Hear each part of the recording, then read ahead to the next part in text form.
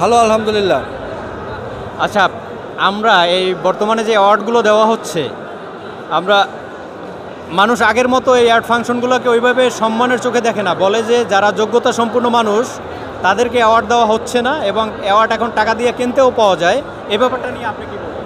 না, এটা একেবারে মিথ্যা না যে টাকা দিয়ে কিনে নেওয়া, টাকা দিয়েও কেনা বেচা হচ্ছে। কিন্তু আজকের অ্যাওয়ার্ড অনুষ্ঠানটার কথা আমি যেটা বলবো, এটা বাংলাদেশের সবচেয়ে বড় ইভেন্ট, সবচেয়ে বড় অ্যাওয়ার্ড অনুষ্ঠান বাইফা। আচ্ছা, আরেকটা প্রশ্ন, সেটা হলো শাকিব খান, নিশু, সিয়াম আহমেদ, তিনজনের ভিতরে সবচাইতে বেশি পপুলার শাকিব খান। শাকিব খান। তাহলে আজকে বেস্ট পপুলার অ্যাওয়ার্ড দেওয়া হলো, সেখানে নিশুকে অ্যাওয়ার্ড দেওয়া হলো, শাকিব খান পাইল না কেন? এটা তো আমি বলতে পারবো না। শাকিব খান হয়তো অ্যাভেলেবেল ছিল না, এই জন্য হয়তো। সে যদি নাও আসে, সে যদি বেস্ট পপুলার অ্যাওয়ার্ড দেয় সত্যিকারের মানুষকে, তাহলে তো তার বাসায় যাই দিয়ে আসবে অ্যাওয়ার্ড। সেটাও একটা কথা, কিন্তু এই বছর হয়তো নিশোর কাজ ভালো ছিল। না না, এটা তো বেস্ট পপুলার। বেশ পপুলার বলতে কোন বছর? নিশুর সাথে এই বছর দাগি মুভিতে দিছে। দাগি মুভিতে, সেটাই তো বললাম যে এই বছর হয়তো দাগি মুভির অভিনয়টা তাদের জুরি বোর্ডের ভালো লেগেছে।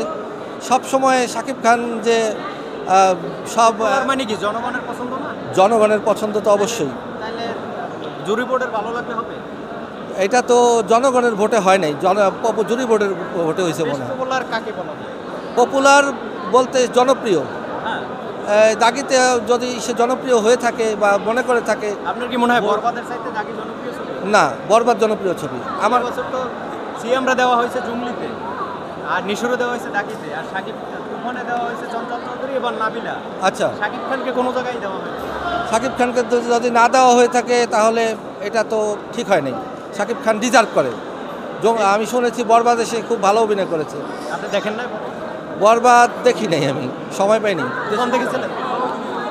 তুফান দেখেছিলাম। আচ্ছা, যারা শাকিব খানকে আগে পছন্দ নাও করতো, তারাও তুফান আর বরবাদ দেখে ফ্যান হয়ে গেছে যে এত ভালো মাপের মুভি এবং ভালো অভিনয় করছে।